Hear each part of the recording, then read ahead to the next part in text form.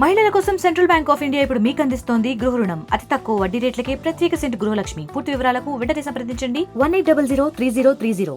హిందూ బంధువులందరూ కూడా శ్రీ విఘ్నేశ్వర నవరాత్రి ఉత్సవాల సందర్భంగా శుభాకాంక్షలు తెలియజేస్తూ 9 రోజుల పాటు ప్రతి ఒక్కరం కూడా భక్తి శ్రద్ధలతో ఒక భక్తియుత వాతావరణంలో ఈ నవరాత్రి ఉత్సవాలను నిర్వహించుకోవాల్సిన అవసరం ఉంది. ఎందుకంటే ఏ పూజ చేసినా కూడా మొట్టమొదటిసారిగా మనం విఘ్నేశ్వర స్వామి పూజ చేస్తాం. అటువంటి విఘ్నేశ్వర నవరాత్రి ఉత్సవాలను భక్తియుత వాతావరణం నిర్వహించుకోవాల్సిన అవసరం ఉంది. ఒక దీక్ష తీసుకొని దీన్ని పూర్తి చేయాల్సిన అవసరం ఉంది.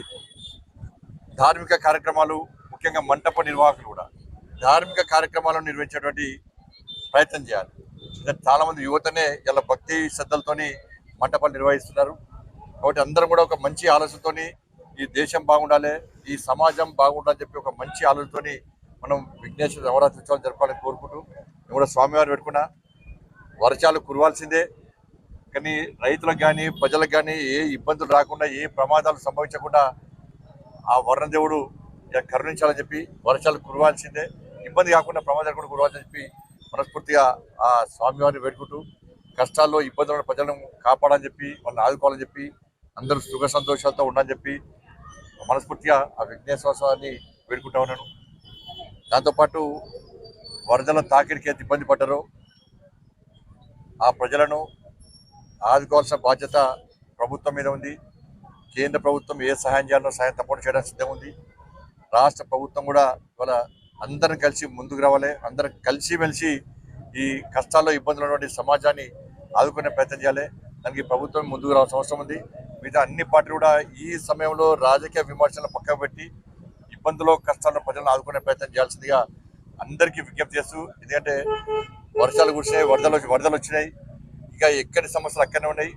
ప్రమాదంలో ఉన్న వారిని కాపాడే ప్రయత్నం, ఇంకా వాళ్ళను ఆదుకునే ప్రయత్నం మనం చేస్తలేము.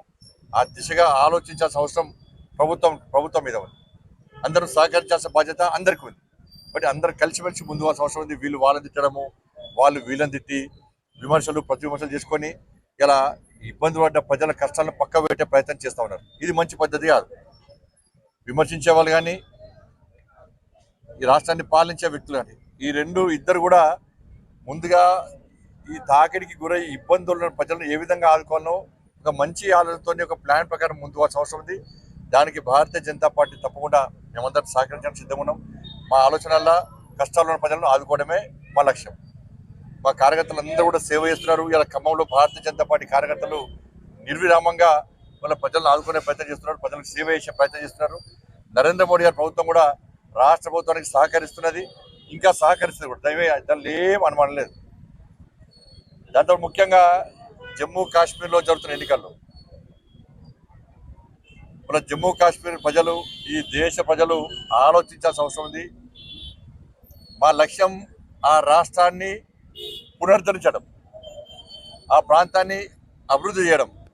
ఈ దేశంలో ప్రతి భారతీయుడు జమ్మూ కాశ్మీర్ నాది, ఇది నా ప్రాంతము, ఇది నా దేశము, తప్పకుండా సందర్శించాల్సిందే, ధైర్యంగా పోవాల్సిందని చెప్పి ఒక మంచి వాతావరణాన్ని నిర్మించే ప్రయత్నం చేయడమే భారతీయ జనతా పార్టీ నరేంద్ర మోడీ గారి ప్రభుత్వం యొక్క లక్ష్యం.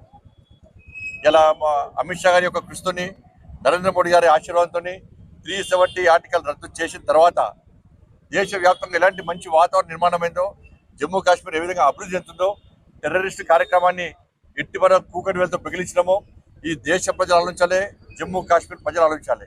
గతంలో జమ్మూ కాశ్మీర్ పోవాలంటే ఒక భయానక వాతావరణం. జమ్మూ కాశ్మీర్ ఈ దేశంలో ఉందా లేదనే అనుమానం ఈ దేశ ప్రజల్లో ఉండే.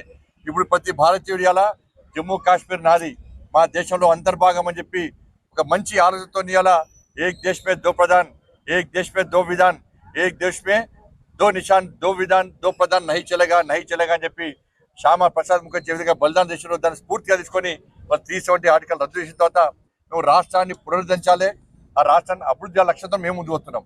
ఇవాళ ఐఎన్డిఏ పార్టీలన్నీ కూడా, కాంగ్రెస్ పార్టీతో పాటు వాళ్ళ అలయన్స్ పార్టీస్ అన్నీ కూడా వాళ్ళ టెర్రరిస్టులను మళ్ళీ పునరుద్ధరించాలని చెప్పి చూస్తున్నారు. రాష్ట్ర ప్రజలకు మీకు టెర్రరిజం కావాలన్నా ప్రశాంతమైన వాతావరణంలో ఆ రాష్ట్రాన్ని అభివృద్ధి చేయడమా, తేల్చుకోవాల్సిన సమయం ఆసన్నమైంది. కాబట్టి వాళ్ళు నరేంద్ర మోడీ గారి ప్రభుత్వానికి అక్కడ జమ్మూ కాశ్మీర్లో సేవ చేసే అవకాశం, జమ్మూ కాశ్మీర్ను అభివృద్ధి చేసే అవకాశం, టెర్రరిస్టు కార్యకలాపాలను కూకటి వేలతో ప్రగిలించేటువంటి అవకాశాన్ని ఇవాళ జమ్మూ కాశ్మీర్ ప్రజలు ఇవ్వాలని చెప్పి ఈ దేశంలో ప్రతి భారతీయుడు కూడా మీకు సంబంధం ఉన్నటువంటి మీకు పరిచయం ఉన్నటువంటి జమ్మూ కాశ్మీర్ ప్రజలను అప్పీల్ చేయండి. ప్రతి యువకుడు అప్పీల్ చేయాలి. ఇవాళ జమ్మూ కాశ్మీర్ నాది, ఈ దేశంలో అంతర్భాగం. జమ్మూ కాశ్మీర్ ప్రజలారా, భారతీయ జనతా పార్టీ నరేంద్ర మోడీ గారి ప్రభుత్వాన్ని గెలిపించండి, కమలం గుర్తు మీద ఓటేయండి. మీకు అండగా మేమున్నాం. అందరం కలిసిమెలిసి ఒక శక్తివంతమైన భారతదేశ నిర్మాణం కోసం మీరు కూడా భాగస్వామ్యం కండి అని చెప్పి ప్రతి యువకుడు కూడా ఇలా అప్పీల్ చేసినటువంటి సమయం ఆసన్నమైంది. అక్కడ జరుగుతున్న పరిణామాలు వేరు, అక్కడ ఎన్నికల ప్రచారం జరుగుతున్న పరిణామాలు వాతావరణం వేరు.